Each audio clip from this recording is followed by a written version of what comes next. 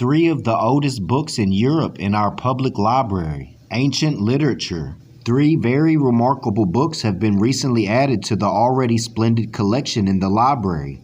They are the three most important books that exist in the old language of Ireland and Scotland, and are called respectively the Book of the Dún Cow, the Speckled Book, and the Book of Leinster. It is not perhaps quite correct to call them books, for the term book now means a printed volume. The works in question are in reality manuscripts, and the copies in the library here are facsimiles of the originals. The work of reproducing them and putting them before scholars exactly as they appear by the original manuscripts were performed by Mr.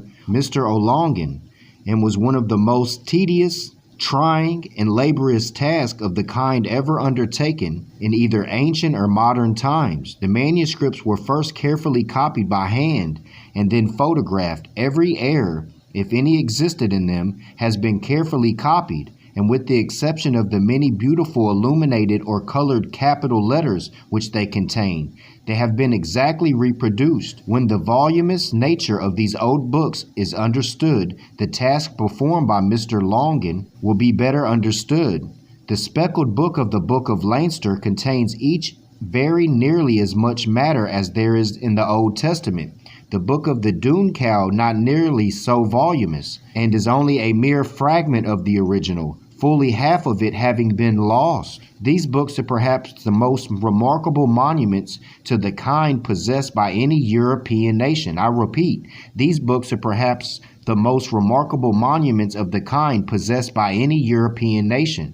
For although the date of their transcription is not so very ancient, the language of the greater part of them is much more ancient than the Gaelic that was current at the time they were transcribed. I've been telling you all in regards to the Kernel, it's Moorish Latin.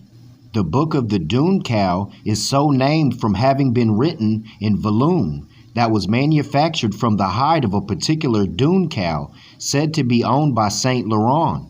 This book was copied about the year 1080 by a monk of Cow-Leinster, so that it may be safely said that the Book of the Dún Cow we have a fair sample of the Gaelic of the 6th century, although it seems probable, in fact certain, that the Levite who copied it in the 11th century added largely to it by inserting some compositions of a more recent date. The Book of Leinster comes next in antiquity. The date of its transcription could hardly have been known at all were it not for the very curious marginal entry made probably by the scribe who copied it. The entry is as followed: "O Mary, it is a wonderful thing that has been done in Ireland today.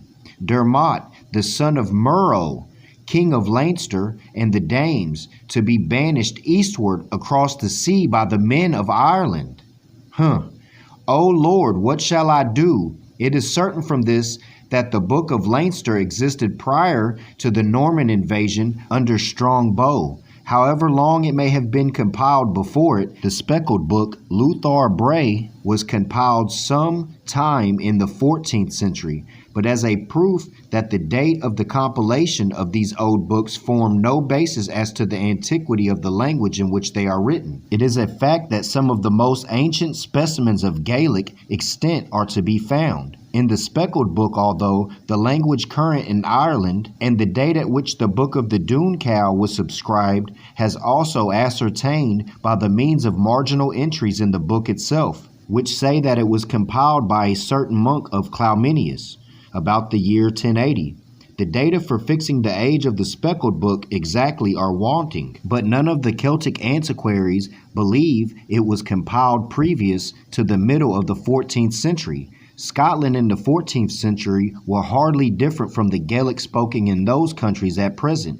The extreme care and skill with which these old books are written deserve our warmed admiration. They are almost as much works of art as they are repositories of literature. Some of the capital letters in them must have taken hours to make, and there is an evenness, regularity, and beauty in the handwriting which it would be almost impossible to imitate at present. For carefully as Mr. O'Longan copied them, he had not steadfast of hand enough to reproduce their wonderful original regularity, which can be seen in the photographs of the original vellum, of which they were written, and which are attached to an appendix in each of the books. In some places, the vellum is so black that all unpracticed eye would fail to discover a single legible word. And it was in such a legible place that Mr. O'Longan's scholarship and experience in deciphering the writings proved of such great use to the lover of ancient literature, as there probably was not another man to be found in Europe with enough patience and knowledge of the language to be able to reproduce the writing on the many discolored paper, some of which had been written for nearly 1,000 years. These old books, like almost every other relic of the past, seemed full of contradictions of the modern mind. From what has been said of the beauty and regularity of the penmanship to be seen in them, one would at once suppose that they were so legible that one who ran might read them. The very contrary is the case. The best Celtic scholar that ever lived, one who would know every word in them, could not read them without practice. For whether from pedantry or from a desire to spare the vellum and crowd as much as possible into a small space, the writers practice a system of contractions, many of which seem to have had no object whatever except to puzzle the reader. Hardly one word in 3 is written in full, and sometimes the initial letter is only given. Many of the contractions are arbitrary, and some of them simply mean that a certain letter or letters are omitted. What these letters are can only be ascertained by one who has the most complete knowledge of the language. This complicated system of contraction, which was generally practiced in all countries before the art of printing was known, must have had its origin either in a desire to save the vellum or to prevent as much as possible the diffusion of knowledge. Vellum was a very expensive material. Churchmen did 9/10 of the writing. There has been only one old Celtic book preserved in Scotland. It is called the Book of Daer. Daer was the name of an old abbey in Aberdeenshire. This book is as old as the 9th century. It is mostly in Latin.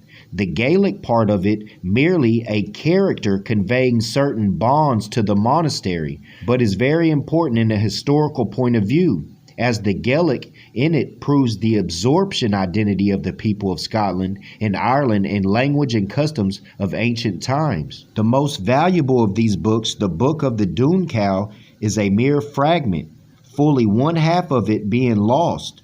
If the whole of it were in existence, it would probably throw light on some of the darkest portions of Irish and Scottish history, for it is the most ancient book in any of the vernacular languages of Europe. In contents, as these old books may be, they are nevertheless most valuable repertories of ancient learning and civilization. There exist a vast number of other ancient writings in the Gaelic language, of which the learned world know little as yet.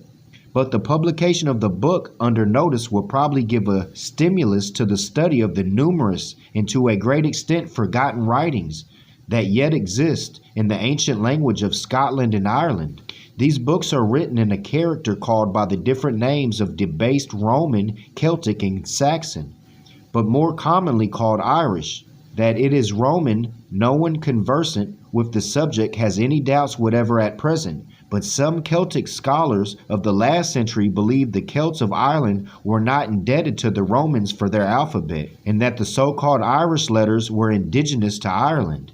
Celtic scholars of the present day do not think so, and are of the opinion that the Ogham characters were the only kind of letters known to the Irish before the introduction of Christianity among them. So like I told you, your divine creed is not Christianity.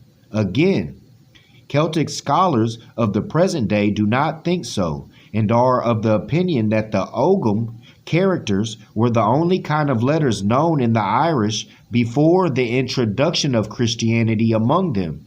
The character in which the old Gaelic books are written was the same as that in use almost over Europe until about the 12th century, when the variation of the Roman known as Black Letter, Gothic, or German made its appearance, like High German. This latter was the most barbarous change made in the Roman letters now in general use amongst all over the civilized world, appeared first in Italy, about the middle and 16th century. It was so much clearer and handsomer than the barbarous Gothic letters than in the use that all the European nations except the Germans and Scandinavians had a good sense to adopt it. But remember, the Celtic didn't want to accept any tongue from England or the English or the Anglican. And I have another demonstration coming up in regards to England taking over Ireland. And we already did demonstrations about how the Irish brothers and mothers and sisters and daughters, they all fled and ran over to North America and abandoned their foremothers and forefathers' land and acquiesced. And they abandoned their birthrights, their inheritance to a land to go into a foreign land. The Cornish did it too, though. I'm not going to lie, the Cornish did it too, but at least we was doing mining and had agreements with remittances, with money being sent back home to family, because we still had family back on the land. We didn't abandon it. They straight left the land, came over here with a picnic basket full of clothes and some soap, and abandoned their land, and England took all of it over. The Cornish temple also did the demonstration in regards to the three-leaf clover. Then one day the story runs, Kenneth slew 3 Moors and cut off their heads. And shout went up from the ranks, one Scottish Christian Moor can kill 3 Moors, they said. And so it came about that 3 Moors' heads were blazoned on the Morrison coat of arms. Because they was helping kill off the ones who brought us out of darkness into marvelous light, showed us how to take baths, cure our leprosy, whether you want to call it yeast infection, different sores on our skin. You can go study the Hallstatt culture. I have a video up on that as well. Like I said, the Cornish temple has the most extensive studies in Celtic history, culture, divine creed, and it speaks of us being in the salt mines. And we was doing mining for the Moors, whether it was salt, gold, silver, tin, and they found our conical fezzes in there with tassels, perfectly preserved because of the salt. And there was also cherry pits. The big diet that we have are cherries. And they would throw the cherries down, and they have the cherry pits. And then outside of the caves, they found the ones who he was doing the mining for, whether it was here in North America, Central America, South America, joining islands all the way over across the Atlantic. We was doing mining over there, and we began to come over here. But at least we was receiving compensation because we knew and was taught that a servant is worthy of a man's hire. I have a demonstration where there was an emperor of Africa, and he wears a black fez, and he was sitting in a golden throne. And he did an interview with the newspaper, and he was saying there was pale-skinned, blue-eyed people living in the caves.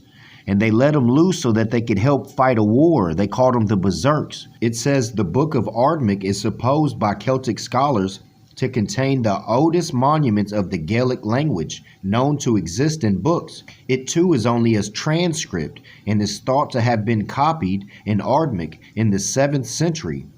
The absence of any known specimens of Gaelic in Roman characters older than the 7th century does not by any means prove that the inhabitants of Ireland and Scotland were acquainted with letters before the introduction of Christianity amongst them. Again, you was not Christian. Your foremothers and forefathers did not practice Christianity. The old Ugam letters were generally written on wooden tablets, and these could be preserved only by the merest chance. I'm staying on my stance about the Moorish Latin. That's what I think that our foremothers spoke. But the tongue we speak today is the tongue we speak today. In my studies, I have where the ABCs was known as Phoenician, and that's the Moors too, so it all ties back. I leave you in peace and love. I hope you enjoyed the demonstration here at the Cornish Temple.